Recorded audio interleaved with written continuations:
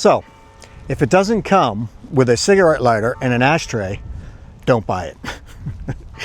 That is a recent comment I got on my video, which is don't waste your money, keep the car that you have. By the way, welcome to Hanging Out with Popsy Guy, and I laughed out loud when I saw that comment because it is so true. And it made me think about the cars that I've owned over the years. Brought me all the way back to 1979 when my brother and I, through my dad, purchased our very first car. And it was a 1970 Ford LTD two-door, the exact car that you see on the thumbnail. It was an amazing car. And guess how much? Take a wild guess. How much we paid for that car? Exactly, $250. My brother and I were playing sports. He was a three-sport guy, baseball, football, and hockey. I was soccer and hockey, so we had practices every season. My dad's like, guys, I can't keep bringing you back and forth to practices and do all the things because we're going to have to get you a car. And my brother and I are all excited. We're going to get a car. And so my dad had some automotive experience. He was in the automotive business for a number of years, but he wasn't at that time. But he still knew a guy, right? I got a guy. So he says, all right, I've talked to my friend and he's got a car for us and we're going to go see it. And I remember this clearly, and actually Steve and I, my brother, were talking about it just recently. And I want to make sure I wasn't misremembering. But anyway, so Dad says, all right, jump in the car. We're going to go check this one out. And we're driving to see the car, get off the main road, go down a dirt road, and we come to some guy's house. And it wasn't really a used car lot. He had cars all over the yard. It wasn't really a junkyard. But I was not impressed. I'm thinking, we're going to get a car, but what is this? So the old man says, you guys stay in the car. I'm going to go talk to this guy, and then we'll see what's going on. They chat and then come back, and my dad says, well, let's go check it out. And so we walk up to this car that's under a tree. The back window is missing. It's a rainy, kind of cold day like today in New England. And my heart just dropped. I said, this is the car? And he says, yeah. I said, all right, $250 is what he paid for that car. Had no back window. It was, as I think I said, a 1970 Ford LTD two-door with a 302 V8. The type of car, if you remember, you could open the hood back then and identify the different parts of the car.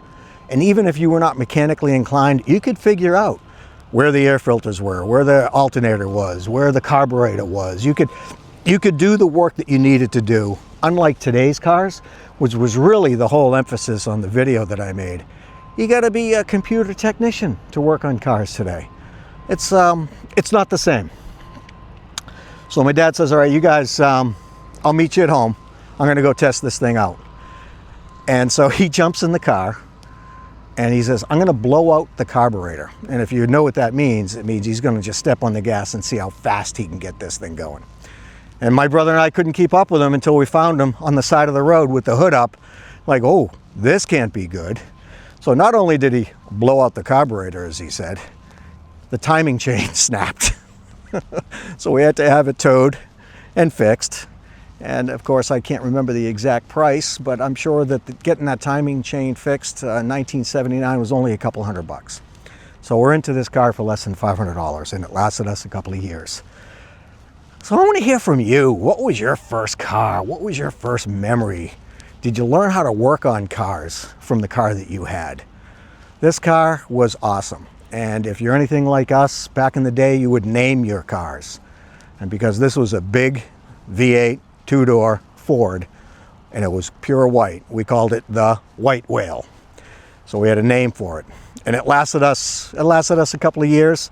I sold it off, and I'm not even sure what happened to it until I heard somebody said, oh yeah, I remember buying that car, and I brought it out and used it for target practice, which kind of broke my heart when I heard about that, but whatever. And the other car that I really love, and I can't wait to hear some of the comments that you've got remembering the cars that you bought over the years, was a 1973 Chrysler Newport.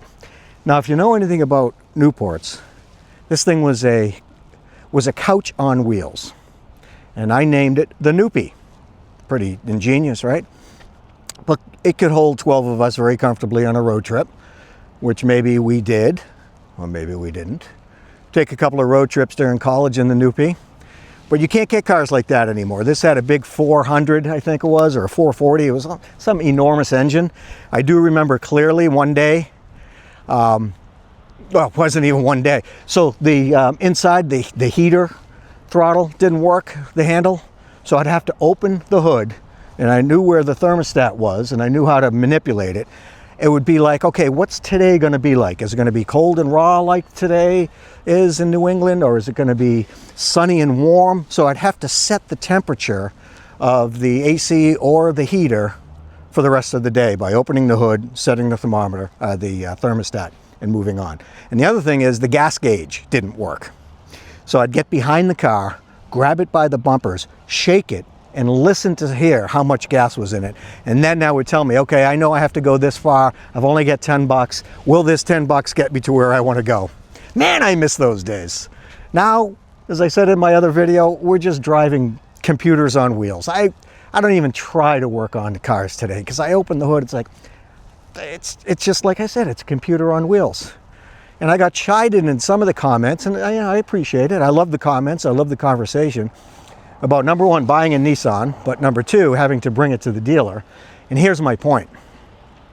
When that guy said, don't buy a car that doesn't have a cigarette lighter or an ashtray as standard equipment, what he was saying was, don't buy a car that's a computer on wheels, because then the dealership owns you. And that's exactly what Nissan does with their CVT transmissions. They're the only ones that can work on them, so you've got to bring them to the dealer, yada, yada, yada. I miss the days when if you needed to do the work on your own, you could figure out how to do it. You could open the hood and you can identify the parts of the car. Today, just can't do it. So I miss those days, I really do. And that Newport, we paid $500 for that.